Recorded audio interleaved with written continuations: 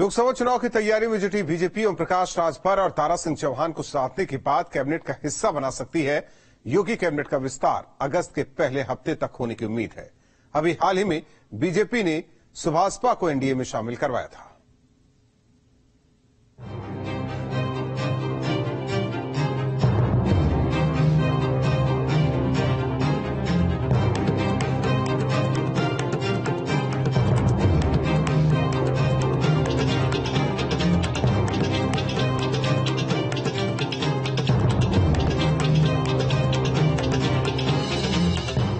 लोकसभा चुनाव की तैयारियों में जुटी बीजेपी यूपी में जातीय समीकरण साधने में जुटी है। इसके लिए वो अपने तरकश में मौजूद सारे तीर चलाने की तैयारी में है। ये जातीय समीकरण अब योगी कैबिनेट में भी दिख सकता है।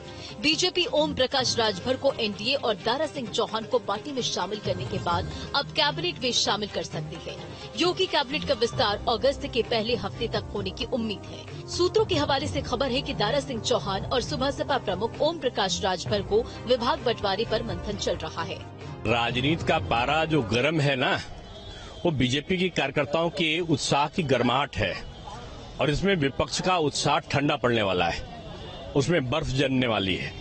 उत्तर प्रदेश में विपक्ष नाम की चीज अब विरोध में आपको लोकसभा चुनाव आते तक दिखाई नहीं पड़ेगी और 80 की 80 सीटें बीजेपी जीतेगी।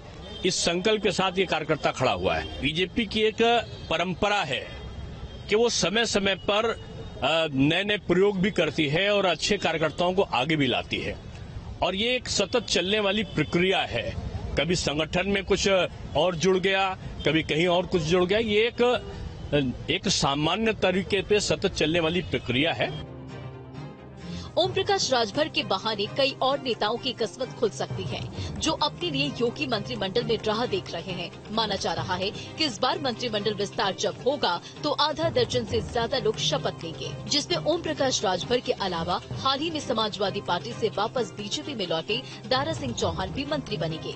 यही नहीं, कई ऐसे चेहरे जिन्हें पिछली बार कैबिनेट में जगह नहीं मिली, उन्हें भी मंत्रिमंडल में शामिल किया जा सकता है।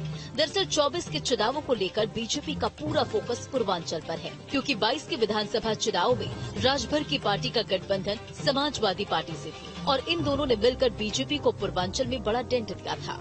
आंकड़ों पर गौर करें तो पूर्वांचल में बीजेपी को कई सीटों का नुकसान हुआ था। वहीं समाजवादी पार्टी के यहां से पहले की तुलना में करीब 2.5 गुना ज्यादा विधायक जीत कर आए थे। बीजेपी के प्रत्याशियों ने यहां 10 जिलों में 29 सीटों पर विजय का पताका लहराया था, जबकि समाजवादी पार्टी ने पूर्वांचल में करीब 2.5 गुनी सीटों पर जीत दर्ज की थी। आलम ये था कि गाजीपुर और आजमगढ़ में बीजेपी एक भी सीट नहीं जीत पाई थी। साल 2017 के चुनाव में समाजवादी पार्टी को 12 सीटों पर जीत मिली थी, लेकिन 2022 में 31 सीटों पर शानदार जीत मिली थी। इस मंत्रिमंडल विस्तार के बहाने बीजेपी न सिर्फ पिछड़ों को बल्कि पूर्वांचल को भी साधने का प्रयास करेगी। ओम प्रकाश राजभर के जरिए पूर्वांचल के कई जिले बीजेपी साथ लेगी, जिसमें बड़ी तादाद में ओबीसी वोटर हैं। दरअसल बीजेपी 2024 के लिए अपना खोया जनाधार पाने की मूड में है। वहीं दारा सिंह चौहान को शामिल कर पूर्वांचल के चौहान यानी कि नौनिया बिरादरी पर भी बीजेपी ने अपने डोरे डालने शुरू कर दिए हैं। TV news stay. OP Rajbhar की पार्टी को एनडीए में शामिल करने के बाद अब राजभर योगी कैबिनेट में भी शामिल हो सकते हैं। तो आखिर बीजेपी को राजभर की जरूरत क्यों पड़ी? इसकी वजह छिपी है 22 के विधानसभा चुनाव में। दरअसल जिस तरीके से चुनाव 22 का हुआ, पूर्वांचल में बीजेपी को नुकसान हुआ। एसबीएसपी और एसपी के गठबंधन ने अच्छा प्रदर्शन किया। पूर्वांचल में 2022 में पूर्वांचल के 3 जिलों में बीजेपी का खाता तक नहीं खुला। गाजीपुर और आजमगढ़ में बीजेपी एक भी सीट नहीं जीती। गाजीपुर, जौनपुर, मऊ और आजमगढ़ में बीजेपी को चुनौती मिल सकती है। जाति समीकरण के चलते बीजेपी कमजोर स्थिति में 2017 के चुनाव में एनडीए का स्ट्राइक रेट 77% था। 2022 में एनडीए का स्ट्राइक रेट गिरकर 59% हो गया।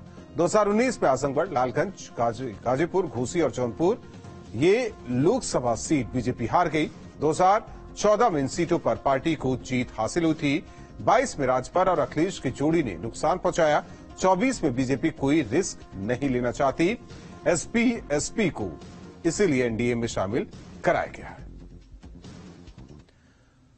मोदी सरकार के खिलाफ विपक्ष लामबंद हुआ और एक नया अलायंस बना।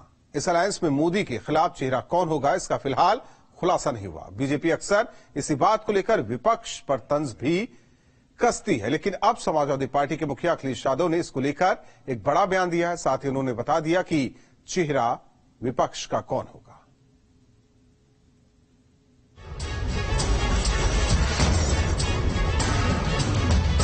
24 के चुनावों के लिए बीजेपी जहां एनडीए के कुनबे को बढ़ाकर 350 प्लस सीटें जीतने का प्लान बना रही है, तो वहीं विपक्ष इंडिया के सहारे मोदी सरकार को सत्ता से हटाने का सपना देख रही है। बीजेपी जहां विपक्ष के चेहरे पर सवाल उठा रही है, तो वहीं अब अखिलेश ने चेहरे पर से पर्दा उठा दिया है। आप भी सुनिए और अखिलेश यादव से समझिए कि बीजेपी को टक्कर देने के लिए इंडिया के पास कौन कौन से चेहरे हैं। अगर आपको महिला प्रधानमंत्री चाहिए तो हम पे महिला प्रधानमंत्री है, उसका भी चेहरा है हमारे पास। कम उम्र का चाहिए तो वो भी हमारे पास है। बुजुर्ग चाहिए वो भी हमारे पास है। तो हमारे पास तो बहुत चेहरे हैं। बेंगलुरु में हुई विपक्षी एकता की बैठक में 26 दल शामिल हुए थे। इन विपक्ष के 26 दलों के गठबंधन का नाम इंडिया रखने पर सवाल उठने लगे थे। बीजेपी ने भी इस पर सवाल पूछे थे। इसमें सबसे ज्यादा आपत्ति इंडिया के डी पर थी। अब अखिलेश ने भी इस डी की अपनी परिभाषा बताई है। हालांकि उन्होंने भी इसका सही मतलब नहीं बताया। साथ ही उन्होंने ये भी कह दिया कि बीजेपी इस इंडिया से घबरा गई है। ये जो कह रहे हैं कि इंडिया, ये इंडिया से घबरा गए। इंडिया से इसलिए भी घबरा गए क्योंकि उसमें डेमोक्रेटिक बात है, डेवलपमेंट की बात है, इंक्लूसिव की बात है। और जब इंक्लूसिव की बात होगी तो समाजवाद की बात होगी। अगर मोदी के खिलाफ विपक्ष की मोर्चाबंदी के बाद 24 की लड़ाई भारत बनाम इंडिया होती जा रही है। किसी नाम रख देने से कुछ नहीं होता है। अब कोई नाम डॉक्टर रख दे तो अब स्कूल में पढ़े नहीं तो डॉक्टर थोड़ी हो जाएगा। इंजीनियर रख दे तो इसको पूर्ण बना थोड़ी पाएगा। इंडिया का मतलब हुआ जब ये देश का नाम आज भारत है। अंग्रेज थे तो इंडिया था, जब मुगल थे तो हिंदुस्तान था, और जब भगवान राम और निषाद राज के हाथ में सत्ता था तो इस देश का नाम निषाद प्रदेश था। तो अगर उनसे कहा जाए कि अगर इतिहास में जाओ तो अंग्रेजों का दिया हुआ नाम इंडिया है, हमारा तो असली नाम इस देश का निषाद है। आज इस देश का नाम भारत है, तो हम लोग भारतीय संस्कृति को स्थापित कर रहे हैं ना। इसीलिए तो हम लोग राम मंदिर बनाने गए।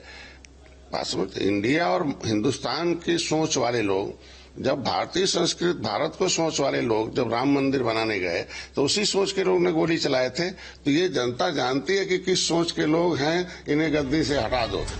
विपक्षी एकता भले ही बीजेपी को पटखनी देने के सपने देख रही हो, लेकिन बीजेपी ये दावा कर रही है कि वो यूपी की सभी 80 सीटों पर कब्जा करेगी। साथ ही उन्होंने अखिलेश यादव पर भी निशाना साध दिया। ओम प्रकाश जी और दारा सिंह जी के आने से हम लोग की स्थिति और भी दोनों मिलकर के मजबूत होगा।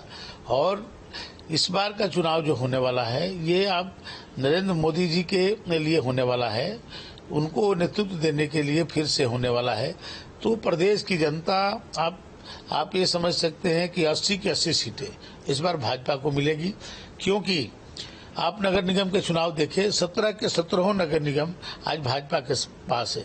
और मोदी जी ने जो देश के लिए काम किया है, अन्नप्राशन से लेकर बिटिया की शादी तक की सभी की चिंता आज सरकार कर रही है। तो जनता जाति, मजहब और क्षेत्र से ऊपर उठ करके मोदी जी को वोट दे रही है। विपक्षी दल 2024 के लोकसभा चुनाव में केंद्र की नरेंद्र मोदी सरकार को हटाना चाहते हैं। मान लिया जाए कि विपक्ष को बहुमत मिल जाता है, तो प्रधानमंत्री की कुर्सी पर कौन बैठेगा, इस पर फिलहाल विपक्ष की कोई पार्टी कुछ नहीं कहना चाहती। शायद वो जानते हैं कि ये मुद्दा गतिरोध की बड़ी वजह बन सकती है। T news state.